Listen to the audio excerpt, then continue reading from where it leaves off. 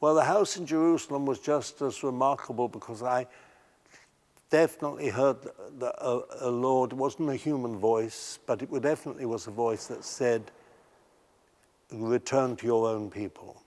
And I ignored it the first time. 3 months later, it came again.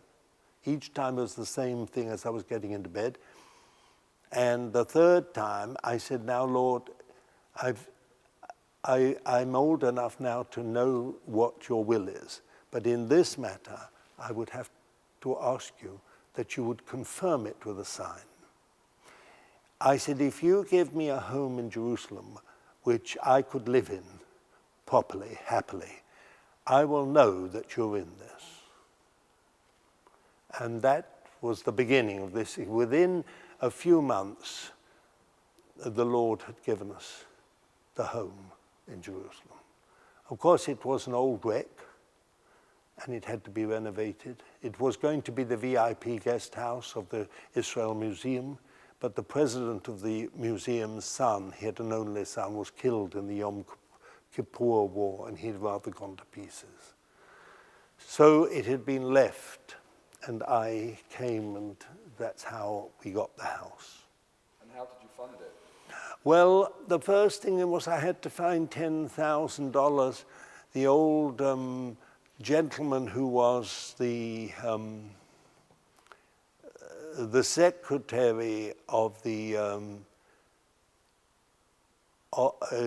secretary or chairman of the board for the Jerusalem Foundation. His name was Moshe Argov, and we took the company. He said, "I'm sure this is right. What you're doing, this house. I have it in my spirit. I feel that it's right," which has turned out to be very true. I saw 3 houses. The first was the Windmill House, which I thought was too busy for us.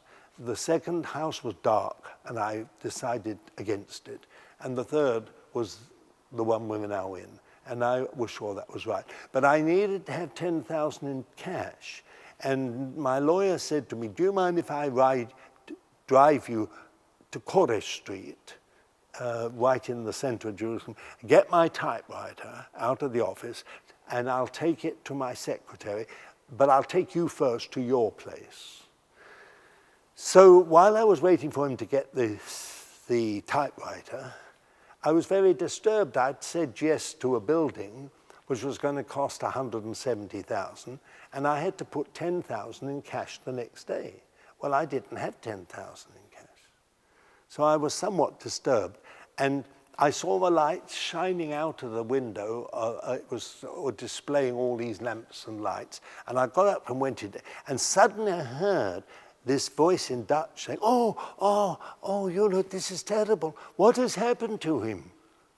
And so I turned around, and there was this tiny little Dutch lady, and I knew very well, Tante Corrie. And I said to her, "It's me, Tante Corrie, Lance." "Of course I know it's you," she said.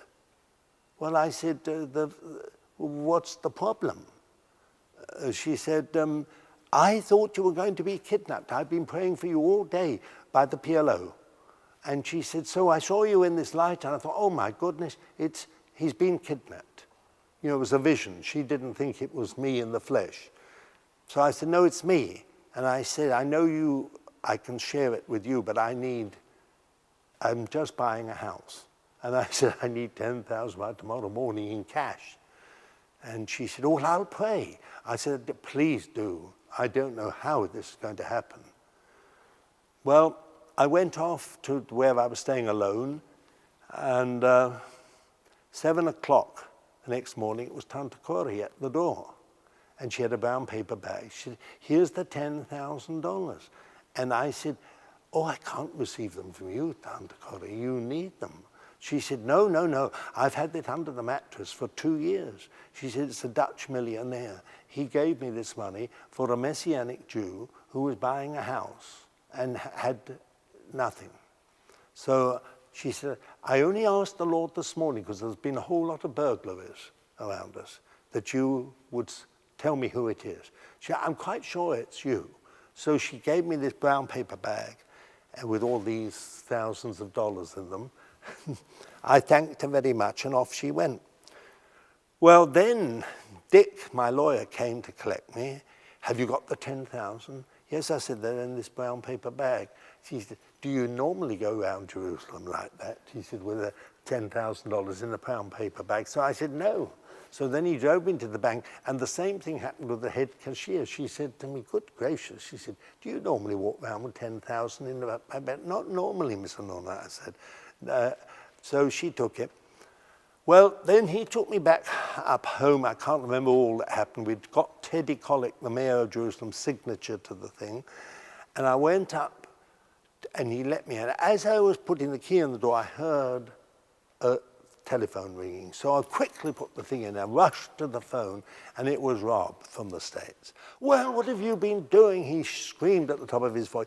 I've been trying to get you all day, phoning you backwards and forwards, and nobody answered and so on. So I said, no, Rob, calm down. I've been out the whole day. I said, I've just come back and heard the phone ringing.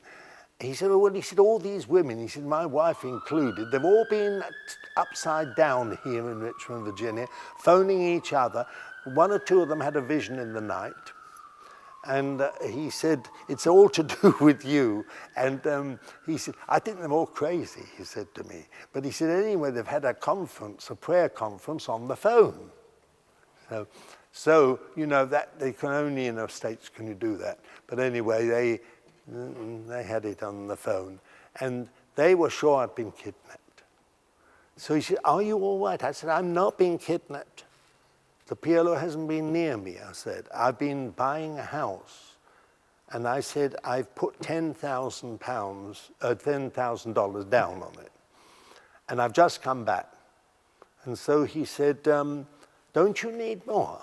So I said, of course I need more. I need 160,000. It's divided into 3 lots. So I said, I've got to find another 50,000 almost immediately. And so he said, oh, well, he said, it's on its way. So I said, oh, are you sending it to me? So he said, no, I've already sent it. He said, I've sent it as ransom money. Should you have been kidnapped by the PLO? So I said, can I use this money toward the house? Yes, he says, of course you can. So that was the first 60,000 for this house. And then, of course, the next lot happened. I was going down the hill from the Jaffa Gate, and I heard my name being called out, Mr. Lambert, Herr Lambert, Herr Lambert, and I knew it must be German or Dutch. So I turned down, there was this rather large, heavily built German man running down the hill. And he said, wait, he said, I have a whole group with me, but he said, I have money to give you. Oh, I said, I'm very thankful. So he said, yes, he said, this is reparations from us German Christians for what your family suffered. Oh, I said, that's very kind. So he gave me a big envelope, and I didn't know what was in it. I didn't look. And he went off straight away to get into the bus to go off with his group. So I went home, and of course when I got home, there was $30,000 in it. Now, and I mean, that's the story. I mean, I could go on, but basically it was all like that until the whole lot was paid on time.